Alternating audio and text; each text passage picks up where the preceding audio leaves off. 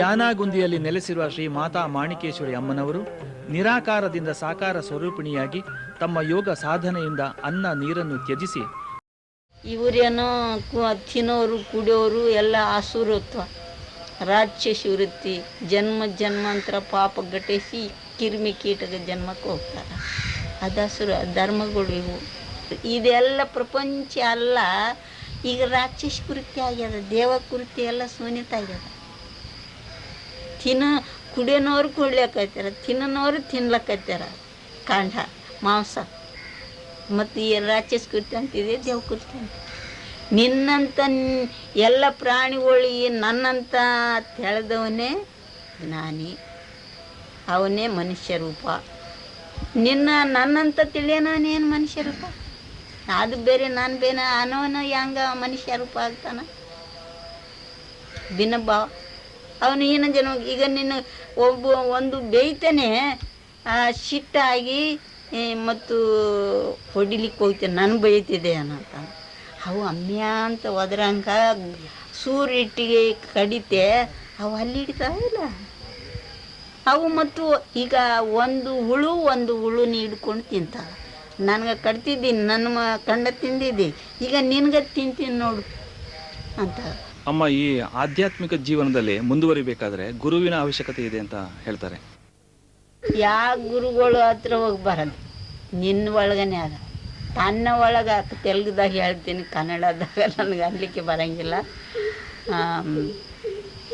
ತನ್ನಲ್ಲೂ దేవుడు ದಂಡಿಗೈ ಉಂಡಾಗ ತಿಳಿಯದು ಮಾನವ ಪಶುಲ. ಈ ಪಶುಗಳಕ್ಕೆಲ್ಲ ಏನು ತಿಳಿತದ? ಒಳಗನೆ ತನ್ನ ಒಳಗನೆ ಇದ್ದಾನ ಎಲ್ಲ ಅನಂತ ದೇವರು. ಅದು ನೀನು ಆ ಅನಂತ ದೇವ್ರನ್ನೇ ನೀನು ಪಡ್ಕೊಳ್ಬೇಕಂತ ನೀನು ಮನೋಲಯ ಮಾಡಬೇಕು. ಯಾವುದು ನಾನಲ್ಲ ಅಂತಾನೆ, ದೇಹ ನಾನಲ್ಲ, ಗುಣ ನಾನಲ್ಲ, ಭಾವ ನಾನಲ್ಲ, ಭಾವಾತೀತ, ಗುಣಾತೀತ, ವೇದಾತೀತ, ಸೃಷ್ಟಿಕತೀತ ಆಗಬೇಕು. ಸೃಷ್ಟಿ ಇದೆಲ್ಲ ನಶಿಸ್ತದ, ನಾನು ನಶಿಸಂಗಿಲ್ಲ ಅಂತ ಅಂತ ನಿರ್ಮಲ ವೃತ್ತಿದಾಗ ಇದ್ದಾಗ ಆವಾಗ ಮಾಡ್ತು ಯಾವಾಗ ಲಯ ಆಗ್ತದೆ ಆವಾಗ ನಿನ್ನ ನಿಜ ರೂಪ ಕಾಣ್ತದೆ. ಅಷ್ಟುವರೆಗೆ ಕಾಣಂಗಿಲ್ಲ ನಾನು ಎಲ್ಲ. ಅದು ಈಗ ಅದೆಲ್ಲ ಮಾಡಲಿಕ್ಕೆ ಶಕ್ತಿ ಇಲ್ಲನೇ ಏನೋ ಒಂದು ಮಠ ಮಾಡ್ಕೊಳ್ತಾರೆ, ಗಡಿಸ್ಕೊಳ್ತಾರೆ, ಎಲ್ಲ ಭೋಗ ಇಂದ್ರಿಯ ಭೋಗಗಳು ಭೋಗಿಸ್ಕೊತ ಇರ್ತಾರೆ. ಅವರು ಸಾಧು ಇರ್ತಲ್ಲ. ಇಂದ್ರಿಯಗಳು ಯಾದ್ಗೆ ಇವೆಲ್ಲ ತಿಕ್ಕಬೇಕು. ಈಗ ಇಂದ್ರಿಯಗಳು ಎಲ್ಲ ತಿಕ್ಕಿ ನಿನ್ನ ನಿಜ ರೂಪ ಕಾಣಬೇಕು. ಇವೆಲ್ಲ ಇದಕ್ಕೆ ಮೋಹ ಆಗಿನವರು ಸಾಧು ರೂಪ ಅಲ್ಲ. ಏನೋ ಎಲ್ಲ ಮಠಗಳು ಮಕ್ಕಳು ಮಾಡ್ತಾರೆ, ಗಡಿಸ್ಕೊಳ್ತಾರೆ, ಎಲ್ಲ ಭಕ್ತರು ಬರ್ತಾರೆ, ಕೊಡ್ತಾರೆ, ರೊಕ್ಕ ಮೋದಾಗಿದ್ದವರು ಸಾಧ್ರಲ್ಲ. ನಿರಾಶೆ ಆಗಬೇಕು, ನಿರ್ಮೋಹ ಆಗಬೇಕು. ಅಕ್ಕ ಮಾದೇವಿ ನೋಡು, ಆಕಿ ಇದೆಲ್ಲ ನಾನು ರೋಗ ಇಲ್ಲನ ಗಂಡನು, ಕೀಡಿ ಇಲ್ಲನ ಗಂಡನು, ಜನನ ಇಲ್ಲನ ಗಂಡನು, ಮರಣನ ಇಲ್ಲನ ಗಂಡನು ನಾನು ಮಾಡ್ಕೊಂಡಿದ್ದಿ. ಈ ಗಂಡನ ತೊಗೊಂಡೋಗಿ ಹೊಲೆಯಾಗ ಹಾಕ್ಬಿಡ್ರಿ ಅಂತಾನ ಆಕಿ.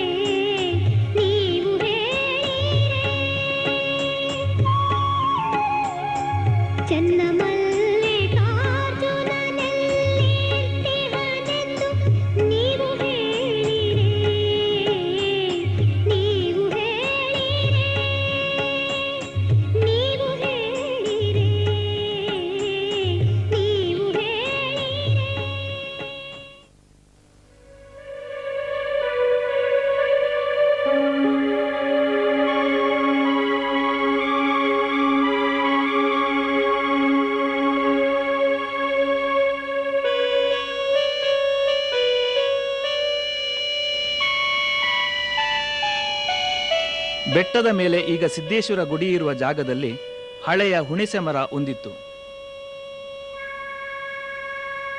ಅದರ ಬುಡದಲ್ಲಿ ನಿಗೂಢವಾದ ಇಟ್ಟಿಗೆಗಳು, ಮೂರ್ತಿಗಳ ಅವಶೇಷಗಳು ಇದ್ದವು. ಆ ಇಟ್ಟಿಗೆಗಳನ್ನೇ ಬಳಸಿ ಅಮ್ಮನವರು ಶಿವಾಲಯವೊಂದನ್ನು ನಿರ್ಮಿಸಿದರು. ಕಾಶಿಯಿಂದ ತಂದ ಶಿವಲಿಂಗದ ಪ್ರತಿಷ್ಠಾಪನೆಯೂ ಆಗಿ ಬೆಟ್ಟಕ್ಕೆ ಮಾಣಿಕಗಿರಿ ಎಂಬ ನಾಮಕರಣವಾಯಿತು.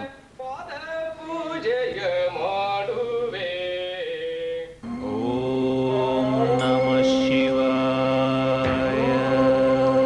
1953 ಡಿಸೆಂಬರ್ 21 ತಾರೀಖು ಗುಡ್ಡದ ಬಯಲಿನಲ್ಲಿ ಭಕ್ತರೊಬ್ಬರು ಕಟ್ಟಿಸಿದ ಗುಡಿಯೊಳಗೆ ಮಾಣಿಕೇಶ್ವರಿ ಅಮ್ಮ ಧ್ಯಾನಕ್ಕೆ ಕುಳಿತು ಬಿಟ್ಟರು.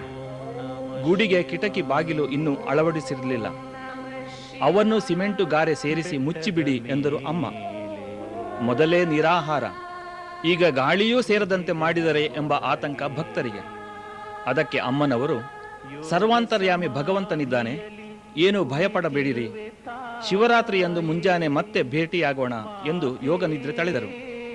ಅಮ್ಮನ ಆಶಯದಂತೆಯೇ ಬಾಗಿಲು ಕಿಟಕಿಗಳನ್ನು ಸಿಮೆಂಟಿನಿಂದ ಬಂಧಿಸಿದರು. 73 ದಿನಗಳ ಬಳಿಕ ಮಹಾಶಿವರಾತ್ರಿಯಂದು ಮುಂಜಾನೆ 8 ಗಂಟೆಗೆ ಸಿಮೆಂಟ್ ಗೋಡೆ ತನ್ನಿಂದ ತಾನೇ ಬಿರಿದು ಒಡಮೂಡಿದ ಮಾತೆ ಮಾಣಿಕೇಶ್ವರಿ ಸುತ್ತ ನೆರೆದ ಜನಸ್ತೋಮಕ್ಕೆ ದರ್ಶನ ನೀಡಿದರು. ಮಾಣಿಕಗಿರಿಯ ತಪೋವನ ಅಮ್ಮನ ನಿವಾಸಕ್ಕಿರುವ ಅಂತರಾಶ್ರಮ ಆಲಯವಿದ್ದಂತೆ. ಈ ಆಲಯದ ಎದುರಿಗೆ ಬ್ರಹ್ಮದ್ವಾರ. ಈ ದ್ವಾರದ ಮೇಲ್ಗಡೆ ಅಮ್ಮನ ದರ್ಶನ ಸ್ಥಾನವೂ ಇದೆ.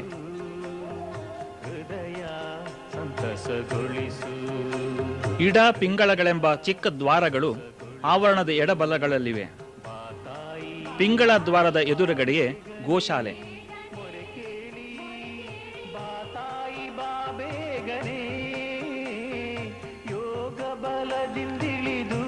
ಬ್ರಹ್ಮದ್ವಾರದ ಮುಂಭಾಗದಲ್ಲಿ ಕೂಗಳತೆಯ ದೂರದಲ್ಲಿ ಎತ್ತರದ ವೇದಿಕೆಯೊಂದಿದೆ. ಮಹಾಶಿವರಾತ್ರಿ, ಗುರುಪೂರ್ಣಿಮೆ ಮುಂತಾದ ಪರ್ವ ದಿನಗಳಲ್ಲಿ ಸಹಸ್ರಾರು ಸಂಖ್ಯೆಯಲ್ಲಿ ಸೇರುವ ಭಕ್ತರಿಗಾಗಿ ಈ ಲಿಂಗಾಕೃತಿಯ ಆಸನ ವ್ಯವಸ್ಥೆ.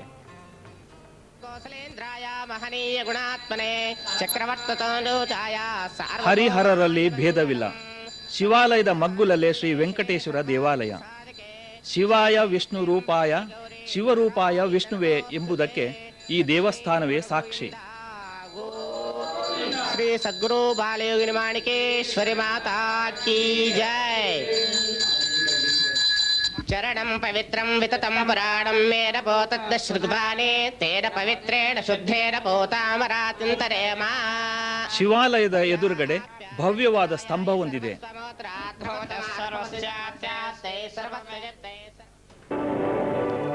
ಮುಂದೆ ಸಾಗಿದರೆ ಬ್ರಹ್ಮ ದೇವಾಲಯ. ಚತುರ್ಮುಖ ಬ್ರಹ್ಮನ ಆಲಯದ ಅಕ್ಕಪಕ್ಕ ವಿದ್ಯಾಮಾತೆ ಸರಸ್ವತಿ, ವೇದಮಾತೆ ಗಾಯತ್ರಿ ಗುಡಿಗಳು.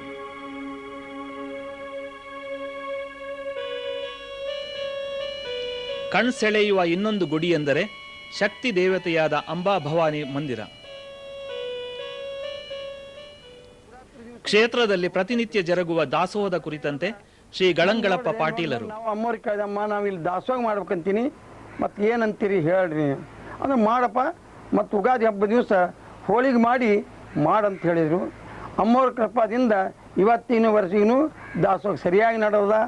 ಮತ್ತು ನಮ್ಗೆ ಯಾವುದೂ ತ್ರಾಸಾಗಿಲ್ಲ, ಯಾವ ಥರದ್ದು ತಕ್ಲೀಫಿಲ್ಲ, ನಮಗೇನಾದ್ರು ವಜ್ಜಿನೂ ಆಗಿಲ್ಲ. ಅಮ್ಮನ ದಯದಿಂದ ಅದು ಸರಿಯಾಗೇ ನಡೆದವು. ಇವತ್ತು ನಡೀತಾನೆ ಇದೆ, ಮುಂದೂ ನಡೀದನೇ ಇರ್ಬೋದು ಅಂತ ನಮ್ಗೆ ಅಮ್ಮನ ಆಶೀರ್ವಾದ ಅದ. ಇಲ್ಲಿ ಬಂದಾಗ ಭಾಳ ಮಹತ್ವನೂ ಆಗ್ಯದ. ಮಹತ್ವನ ಇವತ್ತು ನಮ್ಗೆ ದಾಸೋಹ ನಡೆದ 25 ವರ್ಷ ಆಗ್ತಾ ಬಂದರೆ ಯಾವ ಥರದ್ದು ನಮ್ಗೆ ಕೊರತೆ ಇಲ್ಲ, ತಂಗಿಲ್ಲ, ತಕ್ಲೀಫಿಲ್ಲ, ಯಾವ ತರ್ಪಿಲೂ ಇಲ್ಲ. ನಾವು ಯಾರ ಬಳಿ ಚಂದ ಕೇಳಕ್ಕೆ ಹೋಗಲ್ಲ. ಅಮ್ಮನ ದಯದಿಂದ, ಅಮ್ಮನ ಕೃಪಾದಿಂದ ಸರಿಯಾಗಿ ನಡೆದವು. ಅಹಿಂಸಾ ಪರಮೋಧರ್ಮ ಎಂಬ ನೀತಿಯೇ ಅಮ್ಮನವರ ಪರಮಗುರಿ ಎಂದವರು ಶ್ರೀ ಬಸಯ್ಯ ಸ್ವಾಮಿ. ಅಮ್ಮವರ ಮೂಲ ಮಂತ್ರ ಅಹಿಂಸೋ ಪರಮೋ ಧರ್ಮ. ಮನುಷ್ಯರಾದವರು ಮನುಷ್ಯರಾಗಿ ಬಾಳಬೇಕು, ಮನುಷ್ಯರಾಗಿ ಉಳಿಬೇಕು, ಮನುಷ್ಯರಾಗಿಯೇ ಜೀವನ ಮಾಡಬೇಕು ಎಂಬುದೇ ಅಮ್ಮವರ ಮಾರ್ಗದರ್ಶನ. ಪ್ರಾಣಿ ಬಲಿ ಮಾಡಬಾರದು, ಮಾಂಸಾಹಾರಿ ಮಾಡಬಾರದು, ಕುಡಿತನ ಮಾಡಬಾರದು. ಇವು ಮಾನವನ ಗುಣಧರ್ಮಗಳಲ್ಲ. ಮಾಂಸಾಹಾರಿ ಮಾಡುವುದು ಮಾನವನ ಧರ್ಮಕ್ಕೆ ವಿರೋಧವಾದದ್ದು. ಪಕ್ಷಿ ಪ್ರಾಣಿಗಳು ಮಾಡ್ತಕ್ಕಂಥ ಕಾರ್ಯ ಮಾನವ ಮಾಡ್ತಿದ್ದಾನೆ, ಇದು ಮಾನವನಿಗೆ ಸಲ್ಲಲಾರದ ಕಾರ್ಯ ಅಂತ ಅಮ್ಮವ್ರು ಹೇಳ್ತಿದ್ದಾರೆ.